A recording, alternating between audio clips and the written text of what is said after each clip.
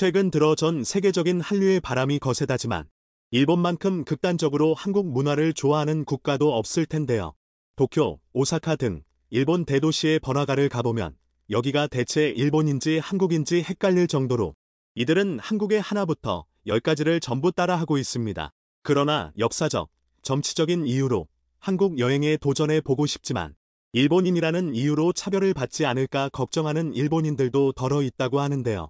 일본이야 고추냉이 테러나 혐한 시위 등 맹목적인 혐오를 내비치는 경우가 있지만 적어도 한국에서는 정치적이나 역사적인 발언을 함부로 하지 않는 이상 일본인이라는 이유 하나만으로 피해를 보는 경우는 없다고 볼 수 있을 텐데요. 이런 분위기 속에 최근에는 한 일본 여성이 한국에 방문하게 되었고 그녀의 한국 여행기가 굉장한 화제가 되고 있다고 합니다. 그렇다면 이 일본 여성이 한국에서 대체 무슨 일을 겪었던 것인지 자세한 내용 살펴보도록 하겠습니다. 일본 여성의 사연입니다. 안녕하세요. 저는 일본 오사카 출신의 미사키라고 합니다. 저는 일본인으로서 혼자 한국 여행을 간다는 것에 대해 막연한 두려움을 가졌었는데요. 이곳 커뮤니티에서 많은 용기를 얻고 결국 한국 여행을 도전할 수 있게 되었습니다. 그리고 저는 한국을 여행하는 동안 정말 믿지 못할 경험들을 할 수 있었기에 이렇게 글을 남기게 되었습니다. 많은 분들이 아시다시피 지금 일본에서의 한류는 엄청난데요.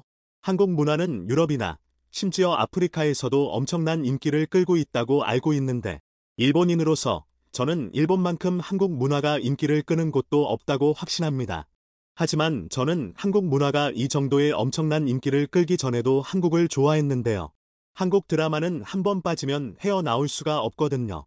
저는 어렸을 때부터 한국 드라마에 열광했었고 대학교도 한국어 학과로 가기를 희망했을 만큼 한국을 사랑했죠. 하지만 부모님의 반대가 심하셨어요.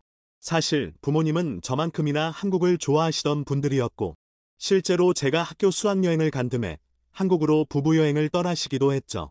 그러나 명동에서 여러 실망스러운 경험을 하시고 한국에 대한 애정을 걷어버리셨습니다. 그 후 부모님께서는 아직 한국에는 반일 감정이 남아있는 것 같다며 일본인 그것도 여자가 혼자 한국에 가는 건 꽤나 위험할 것 같다고 말씀하시더군요.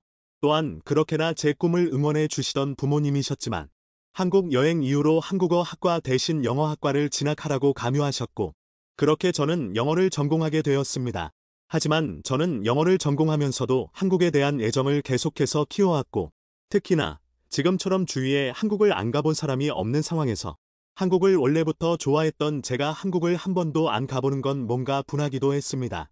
그래서 부모님 몰래 한국에 가려고 한국 여행에 대한 정보를 알아보기 시작했어요. 제 주위의 젊은 친구들은 다들 한국인들은 친절하고 한국 여행은 정말 최고였다고 말했지만 꼭 나이 많은 남자 어른들은 한국은 위험하다며 반대해서 불안하더라고요. 특히나 제 삼촌은 요즘 후쿠시마 오염수 방류 문제 때문에 한국 내 반일 감정이 하늘을 찌를 기세라며 가지 말라고 하시던데 심지어 한국이 이런 문제로 트집을 잡는 건 쪼잔하다고까지 말씀하시더군요. 이건 일본이 잘못한 문제가 맞고 한국 입장에서는 조심스러운 게 당연한 건데 저는 오히려 삼촌이 한국을 싫어하고 있는 게 아닌가 하는 생각이 들었죠. 그래서 저는 마지막으로 이 커뮤니티에 일본인으로서 한국에 혼자 방문하는 것에 대해 질문했고 거의 모든 사람들이 한국인이 일본에 가는 것보다 일본인이 한국에 가는 게 훨씬 더 안전하고 많은 친절을 겪을 수 있을 거라 답변해 주었기에 용기를 내서 한국으로 떠나게 되었습니다. 그러나 저는 처음 도착한 한국에서 어떤 현수막을 보고 겁에 질려버렸는데요. 저는 한국어를 어느 정도 할 줄 아는데 그곳에는 후쿠시마 오염수 방류를 반대하는 내용의 글이 적혀 있었거든요. 물론 저는 한국 측의 입장에 찬성하는 바이지만 그래도 제가 일본인이라는 이유로 험한 꼴을 당하지는 않을까 두려워졌습니다. 저는 키가 150cm에 불과한 작은 일본 여성이었기에 더더욱 무서웠죠. 저는 부모님의 경험도 떠올라서 긴장이 됐지만 그래도 제 한국어 실력을 믿고 한번 한국인인 척해보기로 했습니다. 제 전략이 먹혀 들어간 것일까요? 한국인들은 전부 제게 친절하게 대해줬습니다. 길을 물어보는 제게 친절하게 알려주기도 했고 가끔은 근방에 있는 체험 장소나 구경할 여러 명소들을 추가적으로 추천해 주시기도 했죠. 이 외에도 한국인들은 키가 작은 저보고 귀엽다고 해줬고 식당에 방문했을 때도 가끔 서비스 음료를 제공해 주시는 분들도 계셨습니다. 물론 일본의 서비스도 친절하긴 하지만 그래도 이런 물질적인 것을 공짜로 주는 경우는 없기에 저는 한국인들의 따뜻한 점에 감동을 받았습니다. 그렇게 저는 평소에 먹어보고 싶던 한국의 떡볶이나 한국식 핫도그, 바나나 우유, 한감라면 등을 전부 경험할 수 있었고, 한국 본토에서 이런 경험을 한다는 건 정말 옛날부터 꿈꿔왔던 제 로망이었기에 저는 엄청나게 감격스러워지기도 했습니다. 그렇게 한국에서 최고의 시간을 보내고 있을 때쯤 저는 이내 충격적인 사실을 깨닫게 되었는데요. 제가 아무리 한국어를 유창하게 구사했다고 해도 한국인들은 제가 일본인인 것을 곧장 알아챘다는 것이었습니다. 저는 한국 여행을 이어나가다가 우연히 한국에 유학을 온 일본인 무리를 만나게 되었는데 그들은 일본인들은 한국어를 아무리 잘해도 발음 때문에 일본인인 것이 무조건 티가 나게 되어 있다며 제가 그동안 만난 한국인들은 제가 일본인인 것을 눈치채고도 호의를 베풀어 준 거라고 말해줬습니다.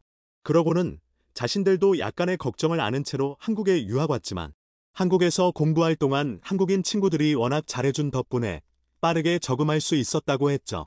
충격적이었습니다. 한국인들이 친절하다는 건 익히 들어왔지만 그래도 일본인에 대한 어느 정도의 반감은 갖고 있을 줄 알았거든요. 역사적으로도 그렇고 양국은 여러 문제를 겪어왔기 때문에 저는 제가 일본인이라는 이유로 어느 정도의 푸대접을 받을 것 정도는 예상했습니다. 하지만 한국인들은 제가 일본인인 것을 알았음에도 최고의 친절을 베풀어줬고 저를 그저 하나의 인간으로서 대해줬습니다. 솔직히 입장을 바꿔서 일본인들이라면 엄청나게 마음에 담아뒀을 테고 한국인들에게 친절을 가장한 복수를 하기도 했겠죠. 일본인인 제가 봐도 일본인들은 음침하고 앞뒤가 다른 경우가 많거든요. 하지만 한국인들은 무척이나 배포가 크고 호탕한 사람들이라고 생각하게 되었습니다. 그렇게 저는 한국에 감탄하며 부산으로 향하게 되었습니다. 그리고 이제는 한국인인 척하는 것을 관두기로 했는데요. 한국은 일본인이 여행하기에도 최고의 여행지라는 사실을 알게 되었거든요. 그렇게 도착한 부산에서 저는 부산의 대표 음식이라는 밀면을 주문했습니다. 그런데 저는 밀면을 한 입 먹자마자 큰 충격을 받고 말았는데요. 밀면은 지나칠 정도로 매웠고 이건 분명 음식에 장난을 친 수준이었거든요. 그래서 저는 제가 일본인이라는 이유로 주인 아주머니께서 밀면에 매운 양념으로 장난을 친 거라고 확신하게 되었습니다. 솔직히 일본에도 가끔 교양 없고 수준 낮은 주방장들이 한국인들을 상대로 고추내미 테러를 하는 경우가 있기에 저도 이런 수법을 잘 알고 있었고 이번에는 제가 당한 모양이었죠. 하지만 저는 한국인이 원망스럽지는 않았습니다. 역사적으로 봤을 때도 한국인은 일본인을 싫어할 만하고 간혹 일본에서도 똑같은 일이 벌어지곤 하거든요. 하지만 저는 그동안 한국에서 많은 친절을 받아왔기 때문에 서운한 감정은 숨길 수가 없었습니다. 특히나 주인 아주머니께서는 일본인인 저를 무척이나 환대해 주었기에 약간의 배신감도 느꼈죠. 그래서 저는 모든 한국인들이 친절한 건 아니구나 싶어서 울먹이며 그 자리에서 일어나 계산을 하려고 했습니다. 하지만 그때 주인 아주머니께서 제게 달려오시더니 충격적인 말을 하기 시작했는데요. 그녀는 왜 한 입만 먹고 일어났냐며 음식이 매운 거냐고 말씀하셨거든요. 그러고는 이곳은 부산 밀면집 중에서도 맵기로 유명한 식당이라며 제 밀면에 육수를 더 부어주셨어요. 아주머니께서 저를 골탕 먹인 게 아니라 그냥 제가 매운 음식을 잘 못 먹었던 거였죠. 그러고는 눈물을 흘리는 저를 달래주시며 서비스로 만두까지 무료로 주셨습니다. 역시 한국인들이 그럴 리가 없었던 것입니다. 저는 엄청난 감동을 느꼈고 일본 바다보다 훨씬 더 역동적이고 볼거리가 많은 부산 바다를 즐기며 부산에서의 행복한 시간을 보낼 수 있었습니다. 그런데 아무리 생각해도 이상했어요. 앞서 말씀드렸듯이 제 부모님은 한국에서 최악의 경험을 했다고 했는데 한국인들이 그럴 리가 없었거든요. 부모님께서는 명동이라면 질색을 하시길래 저 또한 굳이 명동에 갈 계획은 없었는데 그래도 한번 확인해 보고자 마지막으로 명동을 들르고 한국 여행을 마무리하기로 했습니다. 그렇게 들른 명동은 정말로 뭔가 이상했어요. 저는 2주간 한국을 여행했고 한국 물가를 대충 파악했는데 아무리 관광지라고 해도 물가가 너무 비쌌거든요. 그리고 명동의 상인들은 저보다도 한국어를 못하는 것 같았습니다. 또한 담배를 피우면서 장사를 한다든지 맨손으로 재료를 손질하고 소스 동에는 파리 등의 벌레떼가 득실거리는 모습은 한국에서 단 한 번도 보지 못한 모습이었죠. 심지어 몇몇 길거리 상인들은 제가 비싸서 음식을 안 산다고 하니 째려보거나 위협적인 행동을 하는 경우도 있었어요. 한국인들은 불친절한 적이 단 한 번도 없었기에 저는 이들의 모습에 엄청난 의심이 갔습니다. 그래서 조금 찾아보니 명동의 상인들은 대개 중국인이나 중국계 소수민족인 경우가 많다고 하더군요. 명동은 한국인보다 중국인들이 더 많은 곳으로 한국인들은 절대로 방문하지 않는 곳으로도 유명하다고 했죠. 역시 현지인들이 방문하지 않는 곳은 그럴 만한 이유가 있던 것입니다. 어쨌든 부모님은 한국인이 아닌 중국계 상인들과 중국인 관광객들에게 상처를 입으시고 한국인들에게 당한 줄 오해하셨던 거라고 확신할 수 있었어요. 사실 일본 관광지에도 민폐를 끼치는 중국인들이 많고 서양 방문객이 보기에는 일본인과 중국인이 분간이 안 가서 많은 오해를 불러일으키고 있습니다. 그런데 한국은 그 경우가 일본보다도 심한 듯 보였죠. 그렇게 저는 한국에 대한 모든 오해를 풀게 되었고 집에 돌아가자마자 제가 겪은 일들을 전부 말해주었습니다. 그리고 부모님과의 한국 여행 날짜를 바로잡았죠.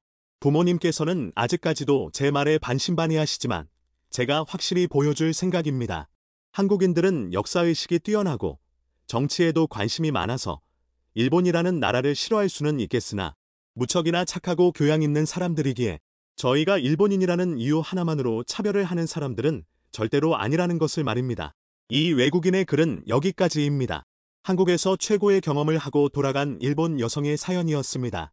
우리나라에서 국내 순수기술로 리튬 배터리용 초고순도 수산화 리튬 대량 생산에 성공했습니다. 하얀 석유라고 불리는 리튬은 전기차 배터리 생산 원가의 약 40%를 차지하는 핵심 원료입니다. 그동안 리튬 배터리용 초고순도 수산화 리튬은 전량 해외에서 수입했으며 그중 중국산이 84%나 차지하고 있었습니다. 탄산 리튬과 수산화 리튬 등 배터리에 쓰이는 화합물로 정제, 가공하려면 상당한 시간과 비용이 들어가고 대규모 인력이 투입돼야 하기 때문에 리튬 가공은 대부분 중국에서 이뤄져 온 것입니다. 그런데 지난 21일 국내 리튬 전문 소재업체인 리튬플러스가 충남 금산에 있는 추부 공장에서 초고순도 수산화 리튬 양산에 들어갔다고 밝혔는데요. 국내 최초로 자동차 배터리용 수산화 리튬 생산 공장인 이 공장은 각 공정에 투입된 장비도 특허 기술을 바탕으로 국내에서 제작된 설비로 이뤄졌습니다. 그동안 국내의 수산화 리튬 생산을 추진해왔던 기업들이 외국 기업의 기술과 장비를 도입하는 것과는 크게 대비되는 방식이죠. 지난 10월부터 시험 생산에 들어간 지 2달여 만에 초도품 생산에 성공한 것입니다. 이번에 생산한 배터리 등급 수산화 리튬은 자체 성분 분석 결과 순도가 99.995%로 국내 배터리 업체들이 생산하는 하이니켈 NCM 배터리에 사용할 수 있습니다. 2차전지 시장 급성장에 따라 글로벌 리튬 수요도 폭증하고 있습니다. 시장 조사기관 SNE 리서치에 따르면 글로벌 리튬 수요는 올해 52만 9천 톤에서 2025년 104만 3천 톤으로 늘어날 전망입니다. 하지만 미국의 경우 인플레이션, 감축법으로 전기차 구매 관련 세액 공제를 받기 위해서 전기차 제조사는 캐나다, 칠레, 호주 등 FTA 파트너로부터 배터리 소재를 조달해야 합니다. 덕분에 세계 완성차 기업들이 일제히 탈중국화에 나서 중국 배터리 산업의 빨간불이 켜졌습니다. 국내 업계 역시 IRA 대응을 위한 공급망 다변화가 필요한 상황이었는데요. 중국산 광물이 포함된 전기차는 사실상 미국 시장에서 퇴출된 것이나 다름없어졌기 때문이죠. 따라서 우리나라 특허 기술만으로 배터리 등급 초고순도 수산화 리튬 대량 생산 공정을 설계 및 가동한 것은 매우 의미 있는 일입니다. 앞으로 리튬 배터리가 국내 생산되면 국내 업체들에도 힘이 될 것으로 전망됩니다. 내연기관 차량이 길어야 10년 안에 단종되고 전기차가 시장을 지배하리라는 예측과 함께 전기차의 핵심 부품인 배터리 소재가 부상하면서 리튬 가격이 천정부지로 뛰어오르고 있습니다. 한국광해광업공단에 따르면 전기차 배터리의 핵심 소재로 쓰이는 탄산 리튬의 가격은 12월 8일 기준 kg당 540.5위안화를 기록했습니다.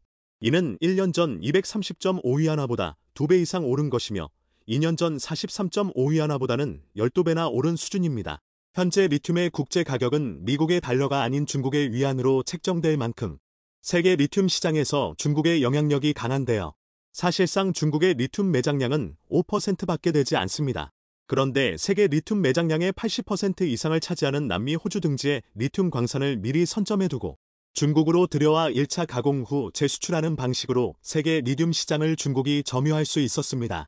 한국 역시 중국에서 생산하는 리튬에 대한 의존도가 매우 높은 상황인데요. 전기차 배터리는 반도체와 함께 향후 우리나라의 미래 먹거리로 주목받는 상황에 원자재를 계속 해외에 의존한다면 우리 기업의 경쟁력은 약화될 수밖에 없겠죠. 그런데 이제는 한국이 리튬 생산국이 된 것입니다. 최근 포스코에서 구매했던 아르헨티나의 소금 호수에서 역대급 잭팟이 터졌다고 합니다. 지난 2018년 포스코는 아르헨티나 북서부에 위치한 옴브레 무에르토 호수를 인수했습니다. 옴브레 무에르토 염호는 볼리비아, 칠레와 인접한 리튬 삼각지대에 자리 잡고 있습니다. 리튬 삼각지대엔 전 세계 리튬의 65%가 매장돼 있어 옴브레 무에르토 호수는 한국뿐만 아니라 미국의 리벤트, 호주의 갤럭시 리소시스 등 자원개발 업체들이 가장 눈독을 들이는 곳입니다. 리튬 매장량뿐만 아니라 리튬 농도 역시 전 세계 염호 가운데 최고 수준이기 때문인데요. 포스코는 옴브레 무에르토 염호 북쪽 부분의 25,500하에 대한 관건을 2억 8천만 달러, 우리 돈 약 3,100억 원에 인수하는 계약을 맺었습니다. 당시 이곳에는 약 220만 톤의 리튬이 매장되어 있을 것으로 예측됐습니다. 산 가격은 아니었지만 자체 공급망 확보를 위한 첫 사비였기에 비싼 금액을 감수하고 투자한 것이죠. 그런데 글로벌 염수 리튬 전문 컨설팅 업체인 미국 몽고메리가 약 2년간 탐사한 결과 기존 예측의 6배에 달하는 무려 1,350만 톤의 리튬이 호수에 매장되어 있는 것으로 밝혀졌는데요. 이는 10만 톤의 수산화 리튬을 30년 이상 지속 생산할 수 있는 규모의 리튬 양이며 수산화 리튬 10만 톤은 전기차 약 240만 대에 사용할 수 있는 양입니다. 거기에 최근 리튬 가격이 최고치에 달하며 내장된 리튬이 최소 200조 원의 가치를 가지고 있는 것으로 밝혀졌습니다. 인수 금액의 600배가 넘는 초대박 상황이 펼쳐진 것이죠. 포스코는 2030년까지 체계적으로 생산 공장을 완성해 자체 기술로 리튬을 생산할 계획입니다. 전기차, 배터리 투자가 급증하며 최근 리튬 가격이 톤당 1억 원을 넘어 계속 오르는 상황에서 리튬 생산기지를 건설해 중국에 의존하지 않고 국내외 고객사들의 리튬 공급 확대 요청에 적극적으로 대응하기 위한 것이죠. 옴브레 무에르토 염호엔 리터당 평균 0.9g의 리튬이 함유되어 있습니다. 최대 600m 지하에서 끌어올린 염수를 인공 연못에서 4개월 이상 햇볕에 노출해 물을 증발시키면 염수에 일당 4g 정도 리튬이 함유된 농축액이 나오는데요. 여기에서 칼슘, 마그네슘 등 불순물을 제거해 인산 리튬을 생산하고 전기차 배터리의 핵심 소재인 판산리튬이나 수산화리튬으로 제조해 수출하는 것입니다.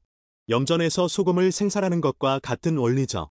데모 플랜트에서는 인산리튬 생산 설비가 돌아가고 공장 내부를 가득 메운 파이프를 거치면 정제된 인산리튬 가루가 쏟아져 나옵니다. 인산리튬은 최종적으로 배터리 제조에 사용하는 수산화리튬으로 가공됩니다. 공장은 아르헨티나 생산 공장 가운데 가장 높은 수준을 자랑합니다. 1단계 공장이 완성되는 2024년이 되면 연간 2만 5천 톤의 수산화리튬을 생산할 예정이죠. 현재 2단계 투자도 진행 중입니다. 이 공장이 완성되면 2024년 말에는 생산 규모를 5만 톤까지 늘릴 수 있습니다. 이곳은 아르헨티나에서 리튬 농도가 가장 짙은 데다 비가 거의 오지 않아 리튬 생산에 최적의 환경. 염호에 매장된 리튬은 한국이 100년 이상 쓸 수 있는 양. 염수리튬과 함께 광석리튬, 폐배터리 리사이클링 등 2030년 국내 생산 능력까지 더하면 연 30만 톤 생산 체제를 완성해 리튬 생산 글로벌 3위로 도약한다는 계획입니다. 현지 옴브레 무에르토 지역엔 포스코 임직원과 건설 현장 직원 등을 포함해 1000여 명이 근무하고 있습니다. 옴브레 무에르토는 죽은 남자라는 뜻으로 그만큼 거주하기 힘든 척박한 땅입니다. 빠른 공장 건설을 위해 직원들은 버스로 편도 8시간씩을 오가며 텐트를 치고 현장을 개발해왔습니다. 이곳은 숨조차 제대로 쉬기 어려운 해발 4,000m 고지대로 해발 고도가 너무 높아 조금만 있어도 어지럼증과 고산병 증세가 심각하게 나타납니다. 그래서 직원들은 10여일간 고지대에 머물다가 10여일을 저지대인 살타시로 내려가 교대로 지내는 방식으로 일하고 있습니다. 지금은 경비행기가 오가고 기숙사와 식당 등 최소한의 인프라가 갖춰졌지만 극악의 날씨와 강한 바람 탓에 비행기는 멈추고 공장 건설이 중단되는 일이 많습니다. 하지만 순간에서 만족하면 한국인이 아니라는 각오 하나로 배터리 산업 구조가 격변할 그 날만을 위해 오늘도 열심히 일하고 있다고 합니다. 현재 세계는 리튬 가격이 가파르게 상승하면서 새로운 바람을 맞이했습니다. 중국이 지배하는 자원시장 구조가 무너지고 한국이 21세기 자원부국으로 부상할 때까지 한국인의 놀라운 저력으로 세계 1위가 된 기업이 외신의 주목을 받고 있습니다. 미국 시장에서 45% 점유율로 압도적 1위로 올라섰고 저 멀리 아프리카 세네갈의 미래를 받고 극찬을 듣고 있는 상태입니다. 이는 최근 HMM 인수 도전과 함께 과거 스토리가 언급되고 있는데 한국 기업이 1위가 될 수밖에 없었던 놀라운 이유 살펴보겠습니다. 국내 최대 컨테이너 선사인 HMM 인수전이 3개 그룹으로 좁혀졌습니다. 해외 선사인 하판로이드가 배제되면서 동원그룹, 하림그룹, AX그룹이 경쟁을 하는 상황입니다. 예초 하판로이드의 탈락은 어느 정도 예견돼 있었는데 해운업이 국가기관 산업인 만큼 해외 기업에 매각하는 것은 적절치 못하다는 판단이 있었기 때문입니다. 중견기업 3곳 모두 HMM과의 합병을 통해 시너지를 기대하고 있습니다. HMM의 올 상반기 기준 자산은 26조 원 정도로 AX 8조, 동원 7조, 하림 13조, 3개 회사보다 큰 자산을 보유하고 있습니다. 특히 2017년 인수한 육상물류 부문의 동원익스프레스와 항만 운영사인 동원 부산컨테이너를 보유 중인 동원그룹은 HMM 인수를 통해 육상과 해상을 연결하는 종합물류 기업으로 성장을 꿈꾸고 있습니다. 동원은 그간 공격적인 맨데이로 사세를 확장해왔습니다. 시너지를 발휘할 만한 유망 기업을 포섭해왔고 이번 HMM 인수전 또한 마찬가지라는 분석입니다. 이 과정에서 동원의 성장 스토리가 주목을 받고 있습니다. 세계 1위가 된 배경이 알려지기 시작했기 때문입니다. 동원 산업 창업자는 고등학교 시절 자원의 보고인 바다를 개척해야 한다는 선생님의 말을 듣고 부산 수산대로 진학한 바 있습니다. 김 회장은 1958년 우리나라가 처음으로 원양어업을 시작할 때 죽어도 좋다는 각서를 쓴 채 첫 원양어선인 진화포에 승선할 수 있었습니다. 그리고 3년 만에 진암 2호 선장으로 파격적인 승진을 했는데 이는 다른 배보다 빨리 만선을 기록했기 때문입니다. 그때부터 업계에선 김 회장을 참치 잘 잡는 선장으로 소문이 났습니다. 그렇게 7년간 배를 타고 지구 200바퀴 거리를 돌았다고 합니다. 1960년대 이전까지 한국 선박들은 제주도 인근을 못 벗어났는데 김 회장은 지도를 거꾸로 보며 한국은 전 세계로 뻗어 나갈 수 있는 가장 좋은 조건을 가진 나라라고 생각해 사업을 시작했다는 언급을 했습니다.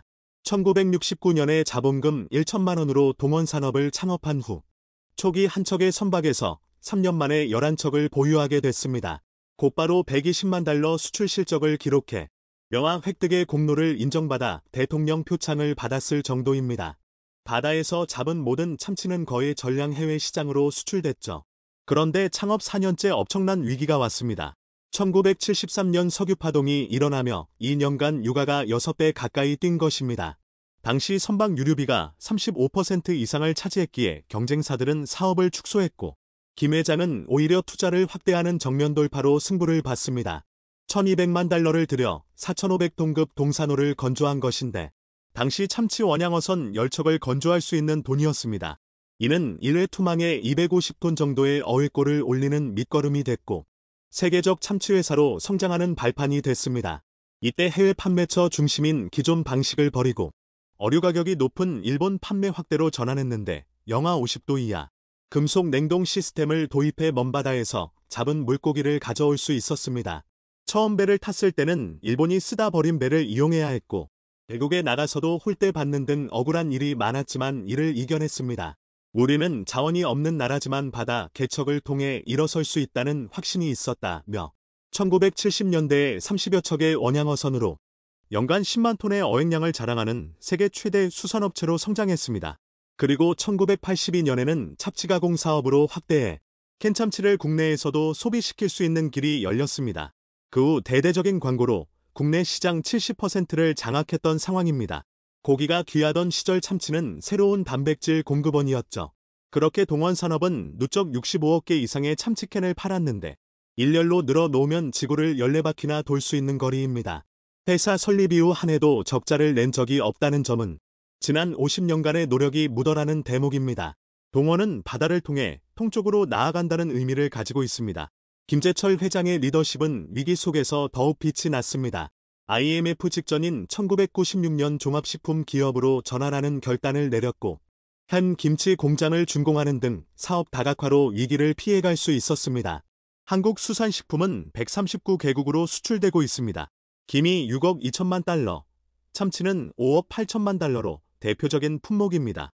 한국이 전 세계 김 시장의 70%를 장악하고 있고 참치 또한 과감한 투자로 태평양, 대서양 등 해외 여장을 확보해 성장 기반을 다졌습니다. 이때 동원산업의 운명을 크게 바꾼 맨데이가 하나 있습니다. 동원은 2008년 델몬트사로부터 3억 달러를 주고 미국 참치 1위 회사 스타키스트를 인수하면서 해당 회사가 보유하고 있던 미국령 사모아 공장을 운영하기 시작했습니다.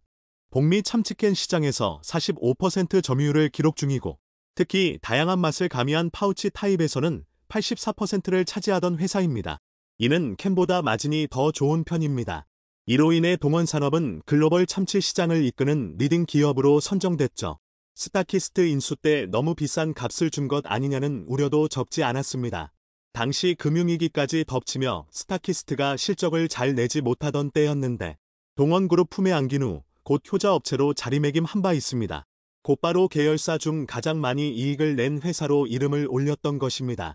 동원이 스타키스트 인력을 재배치하고 공정 효율을 높이는 퉁, 원가 절감에 주력한 것이 효과를 봤다는 설명입니다. 동원그룹과 스타키스트는 맨드 이전부터 오랜 협력관계를 구축하고 있었습니다. 스타키스트는 미국에서 참치캔 수요가 급증하던 1963년 남태평양에 미국령 사모아 섬에 참치캔 공장을 세웠고 1960년대 동원은 여기에 참치를 납품하며 인연을 맺기 시작했던 것입니다. 이는 1982년 국내 최초 참치 통조림을 생산하는 데도 적잖은 영향을 미쳤습니다. 인수 전부터 이 회사에 대한 이해도가 상당히 높았던 상황입니다. 적자에 허덕이던 기업이 갑자기 흑자로 전환되자 미국은 충격에 빠졌습니다. 이에 미국은 가격 담합을 했다며 분풀이를 했습니다. 결국 동원은 1200억 원의 과징금을 부과받아야 했습니다. 2019년 말 이런 악재를 떨쳐낸 후 다시 동원산업의 주력회사로 활약했죠. 미국과 남미 시장에 걸쳐 180개 업체의 제품을 공급하는 등 탄탄한 유통망을 확보하게 된 상태입니다. 세계 최대 원어 처리 능력을 자랑하는 사모아 공장에는 현지인을 포함 3,100명이 일하고 있습니다. 이는 사모아에서 가장 큰 민간 고용주 중 하나가 된 상태인데 지역 경제를 먹여 살린다 해도 과언이 아닙니다. 게다가 코로나 팬데믹 발발 당시 사재기 열풍이 일면서 스타키스트 참치 상품 매출이 치솟기도 했습니다. 그런데 이와 비슷한 판단으로 반전을 일으킨 곳이 바로 세네갈입니다. 동원산업은 2011년 세네갈 참치 가공회사 스카사를 인수한 바 있습니다. 세네갈은 대서양 중부 연안에 위치해 풍부한 수자원을 보유한 나라입니다. 인수된 회사의 규모가 큰 것은 아니지만 태평양 위주였던 조업 근거지를 대서양으로 넓혔다는데 큰 의미가 있었습니다. 지리적 이점으로 세네갈에서 생산된 참치캔 대부분은 유럽으로 수출되어 왔습니다. 게다가 미국 동부 지역으로의 접근성도 뛰어나다는 장점이 있었죠. 스타키스트는 사모아에서 제품을 생산해 미국에 보급했는데 지리상 미국 동부 지역으로는 거리가 멀어 어려움이 있었습니다. 동원의 세네갈 공장 인수는 유럽과 미 동부를 노린 전략적 차원이었던 것입니다. 세네갈 측도 한국 업체와 사업을 하고 싶어 현지 장관과 대통령이 지속적인 구애를 해왔습니다. 현지 공장은 원료 조달이 안 돼 장기간 운영이 잘 안 되던 상태였는데 이에 세네갈은 원료 조달, 생산, 영업 3박자를 갖춘 동원산업 유치에 적극성을 보였습니다. 게다가 세네갈 공장 근로자들 또한 빨리 동원으로 넘겨서 일하게 해달라며 데모까지 했던 것으로 나타났습니다. 결국 해당 회사는 54억 원의 동원산업 품에 안겼고 2013년 340억 원을 투자해 공장을 크게 확장하기도 했습니다. 이때 동원그룹 회장은 세네갈 정부로부터 국가공로 훈장을 받았습니다. 세네갈 수산업 및 식품산업 발전을 이끌었고 지속적인 투자로 고용 창출 및 경제 발전에 든든한 초석을 마련했다는 평가를 들었던 것입니다. 세네갈에서 어업은 60만 명이 일하는 주력 사업입니다. 그런데 현지 기업 스카사는 어업의 고부가 가치화를 선도하는 회사라 세네갈 정부도 이 회사를 살리는 것을 최우선으로 했을 정도입니다. 2015년 세네갈 대통령이 한국을 방문했을 때 김재철 회장을 따로 만났던 이유입니다. 하지만 세네갈 공장의 생산성은 한국의 24%에 불과할 정도로 낮았습니다. 동원 직원이 파견돼 조사했더니 참치 가공 품질이 낮아 바이어들이 떠나갔고 매출이 줄면서 공장 운영이 더 어려워지는 악순환이 이어졌다고 설명했죠. 정시 출근이 지켜지지 않고 무단결근도 빈번했는데 직원들의 근태가 엉망인 상황에서 품질을 끌어올릴 수도 없었습니다. 결국 스카사는 6개월간 공장 문을 닫고 재정비를 실시했습니다. 이때 2016년 삼성전자 동아프리카 지사장을 대표로 영입하기도 했죠. 동원은 스카사 직원들의 실적을 계량화하고 우수 직원을 상급 노동자로 지정해 별도 인센티브를 주는 방식으로 변화를 줬습니다. 실적이 뛰어난 직원 급여는 평균의 2배를 넘어섰죠. 복지도 개선했는데 200원 정도의 상징적인 가격만 받고 조식과 중식을 제공했으며 출퇴근 버스도 운행하기 시작했습니다. 두 가지 모두 세네갈에서 최초로 도입된 직원 복지였던 상황입니다. 그 후 스카사 실적은 흑자로 전환되며 급성장을 했습니다. 600명인 직원들도 크게 늘어났는데 세네갈 기업으로는 드물게 이교대 방식으로 야간 작업도 진행하고 있습니다. 이런 노력으로 생산성이 2배 가까이 증가했고 이직률은 사실상 제로가 됐습니다. 이제 스카사는 세네갈에서 손꼽힐 정도로 직원 처우가 좋은 곳으로 인정받고 있습니다. 세네갈은 몇 년간 적자가 계속된 상황에서도 철수를 하지 않고 실적을 흑자로 바꾼 회사에게 감사를 표하고 있습니다. 이런 과정을 거쳐 동원산업은 최근에도 눈부신 성장을 하고 있습니다. 2019년 영업이익이 1,900억 원대였는데 올해는 5천억 원 이상이 될 전망입니다. 그리고 향후에도 꾸준한 성장이 기대되고 있습니다. 배당도 매년 1,000원 이상씩 주고 있는 상태입니다. 최근 글로벌 인포 리서치는 세계에서 참치 통조림 수요가 늘어나고 있다며 동원산업을 핵심 기업 톱 10위에 포함시키기도 했습니다. 글로벌 참치 통조림 시장은 올해 55억 달러에서 연평균 5.9%가량 성장해 2029년 82억 달러로 전망하고 있습니다. 그리고 2024년부터 양식 연어를 한국에서 본격 생산해 내년 2만 톤을 일본 등 아시아로 수출한다는 계획입니다. 최근 참치 산업이 일본 때문에 우려가 큰 상태지만 동원은 다양한 준비로 미래를 대비하고 있는 상황입니다. 현재 사업 구조는 수산업, 유통업, 물류업 등으로 짜여져 있습니다. 참치가 주력일 때만 해도 국제 참치 가격과 선박 연료에 영향을 주는 국제유가가 회사 실적을 크게 좌우했지만 이제는 HMM 인수에 뛰어들었을 정도로 다양한 사업에서 자신감을 얻고 있습니다. 이는 한국인들의 위기 대처 능력을 보여주는 사례로 꼽히고 있습니다. 최근 세계 경제가 어렵지만 한국 기업들의 도전은 멈추지 않기를 바랍니다. 한국의 하나오션이 캐나다 4개사와 MOU를 정경 맺었습니다. 그런데 이러한 상황은 한국뿐 아니라 다시 한번 주변국을 긴장하게 하고 있는 국면인데 일각에선 MOU는 별개 아니라고는 하지만 이는 필수적인 과정이기도 하며 경쟁국가인 일본에는 이런 상황도 포착되지 않기에 더욱 주변국은 망연자실 하는 상황입니다. 한국과 캐나다 방산 관련 사안에 대해서 다시 한번 풀버전으로 살펴보겠습니다. 캐나다가 현재 매우 급해졌습니다. 바로 한국 때문이라는 이야기인데요. 전 세계적으로 현재 벌어진 상황 때문에 한국의 잠수함을 직접 보러 오기로 다시 결정했다는 겁니다. 특히 이는 최근 미국을 비롯한 영연방, 유럽 국가들의 움직임 때문이라는 지적이 나왔는데요. 이들 서방은 자기들만의 영역을 만들어 두고 지금까지 큰 이득을 서로 추구하던 국가들입니다. 그 최상위에는 영연방 네트워크인 파이브 아이즈가 존재하며 바로 그 하위에는 유럽연합이 있습니다. 이러한 서방연합의 어지간한 국가가 규모 없이는 끼어들 틈이 없으며 아시아 약소국이라 평가받았던 한국은 더욱더 지금까지 많은 경우에 소외되며 억울한 경우를 경험한 것이 한두 번이 아닙니다. 국제회의에서 수장을 뽑을 때에도 유럽은 유럽끼리 아프리카는 아프리카끼리 그룹을 지었고 자신들의 이득만 서로 추구해온 데다가 그나마 한국은 동북아 중국과 일본에는 외면당해 왔습니다. 올림픽의 경우만 해도 약소국이라는 인식 때문인지 IOC는 김연아 도핑 문제를 외면하고 있습니다. 그런데 이러한 일련의 상황들이 현재 방산에서 깨지고 있는 놀라운 흐름이 등장했습니다. 당장 캐나다는 잠수함 문제를 이제 매우 심각하게 한국에 들고 나오는 모습을 보이고 있습니다. 캐나다는 무슨 이유에서인지 갑자기 급해졌습니다. 일단 이러한 비슷한 문제가 한번 호주의 퇴짜를 맞은 적이 있는 상황이기도 한데요. 그런데 캐나다는 호주와 같이 행동해서는 절대 답이 없다고 판단한 것으로 보입니다. 일단 지난해 한국 방산업계에서는 호주가 당장 잠수함이 필요하다고 적절하게 파악했습니다.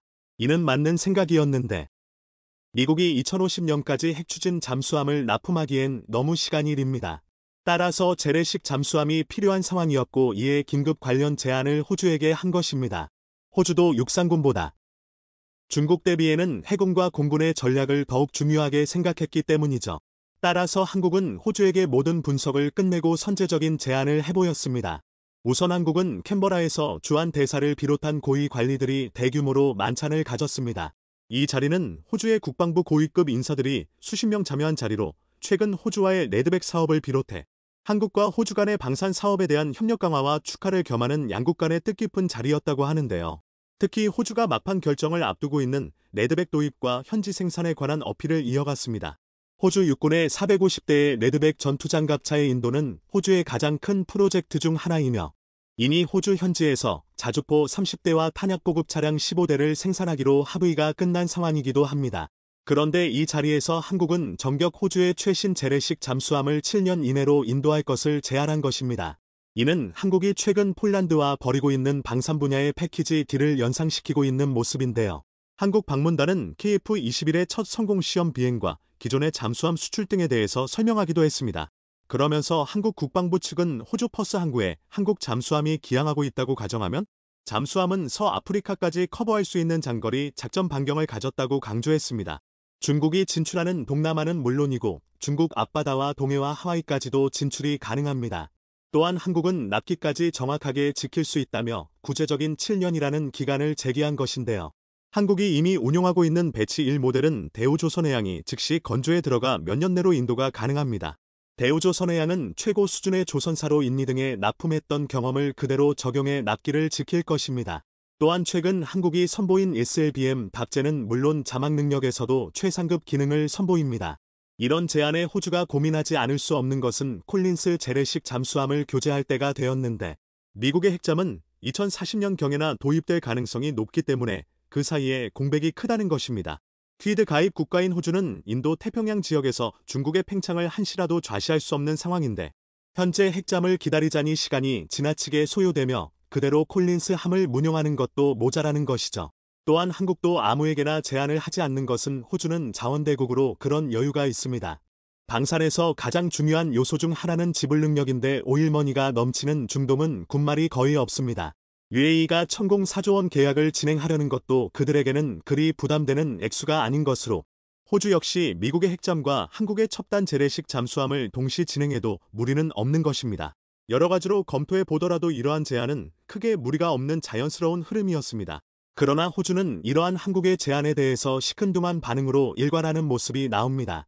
일각에서는 한국이 호주에 이런 제안을 한 것이 무리한 뜬금없는 제안이 아니냐고 하는데 하지만 호주의 전략에 빈틈이 생겼고 이것을 메꿀 만한 것은 한국과 일본밖에 없었다고 합니다. 여기에 재래식 디젤 잠수함을 약속한 시기에 제대로 납품하는 국가는 한국밖에 없었기 때문이죠. 또한 외교적으로 현재 호주가 대다수 잠수함 납품 가능 국가와 들어진 선례가 존재하고 있었습니다. 실제 일본은 호주의 잠수함을 납품할 뻔하다가 결국에는 프랑스에 빼앗겼던 경험도 있었고 프랑스는 다시 재래식 잠수함을 빼앗기며 미국 핵추진 잠수함의 뒤통수를 맞은 것입니다. WSJ에 따르면 호주는 아베 정부와 긴밀한 관계였고 오바마가 일본까지 강력하게 추천했기 때문에 사실상 일본 잠수함을 건조받기로 내락설이 돌 정도로 미쯔비시 중공업이 유력한 후보였는데 막판에 중국의 반대로 일본의 수주가 무산되었고 결국 프랑스가 수주했다는 말이 나왔습니다. 당시 호주에는 새로운 집권 총리로 텀블 총리가 신임받았는데 그는 대표적 친중파였으며 그가 왕이 부장을 만났을 때 왕이 부장은 일본의 무기 수출은 평화헌법에 부합하지 않는다고 했고 중국도 이전 호주 정부가 일본과 잠수함 사업 뒤에 결국 창을 중국으로 겨눌 것을 알고 있었기에 적어도 일본이 수주하는 것만큼은 강력하게 반대했다는 의견이 외교가에서 나왔습니다. 또한 당시 호주에서 가장 많은 철광석을 비롯해 와인 등 무역 비중이 큰 곳이 중국이었기 때문에 텀블 총리는 곧바로 이전 정부 에버 총리의 친일 기조를 버리고 중국말을 들었다는 것입니다. 이에 어부지리로 프랑스 나발 그룹 등이 50조 원짜리 잠수함 프로젝트를 어렵지 않게 따냈다는 것이죠. 물론 공식적으로 확인된 바는 없으나 일본 총리관저와 외무상이 유감을 강력히 표할 정도로 호주의 막판 변심은 아무도 예상하지 못할 정도로 잠수함 사업의 어려운 단면을 보여준 것입니다. 그런데 그러고 나서 호주는 또 다시 한번 초대형 줄을 받고 기대하는 프랑스의 뒤통수를 때린 것인데요.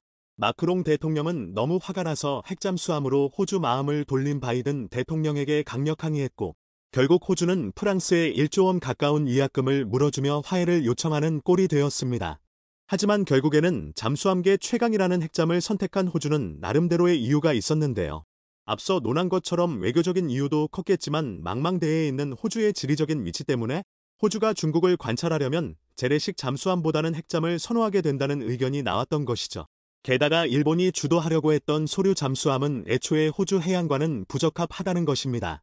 실제 군사 관계자들은 일본에서는 기술 이전에 인색하고 잠수함 가격도 지나치게 비쌌다면서 호주가 일본과 계약을 했다면 잠수함들은 비싼 고철덩어리가 될 가능성도 컸다는 것입니다. 또한 일본의 경우는 실제 잠수함을 건조해서 수출한 경험이 거의 없다는 것도 제기되었습니다. 군사 계열에서 중요한 요소 중 하나는 실제로 현장에서 써봤느냐 하는 포인트가 될 것인데, 일본은 사실상 2차 대전 이후에 전쟁 경험이 전무한 국가인데다가 기능 개발도 미진했습니다.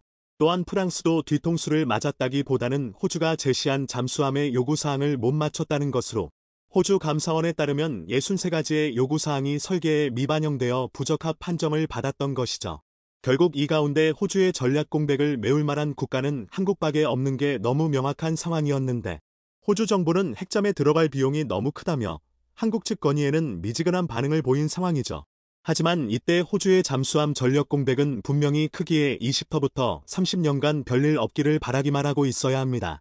그동안의 대만 전쟁을 비롯한 중국의 남하가 발생하면 호주는 큰 안보의 위기를 겪어야만 하는 모습입니다. 호주가 러시아 위기를 보고서도 다소 안일한 모습을 하는 것은 자원도 풍부하고 지리적으로 멀기 때문이죠. 하지만 중국은 최근 호주 앞바다인 솔로몬 제도와 안보협정을 체결하는 등 심상치가 않습니다. 여기에 중국 해군기지 가전설된다면 호주에는 지척으로 와닿을 거리라는 점을 명심해야 할 것입니다. 그런데 호주가 이렇게 뜸을 들이는 사이에 갑자기 캐나다가 매우 적극적으로 움직이고 있습니다. 캐나다는 호주 이상으로 중국과 척을 지고 있는데 한국에 직접 잠수함을 보러 오겠다는 것인데, 캐나다도 호주와 같이 시큰둥하다가 그렇게 변하게 된 결정적인 이유가 있는 걸로 보이는데요. 일단 캐나다가 현재 전략 공백으로 인해서 재래식 잠수함 12척을 마련해야 하는 상황임은 알려져 있습니다.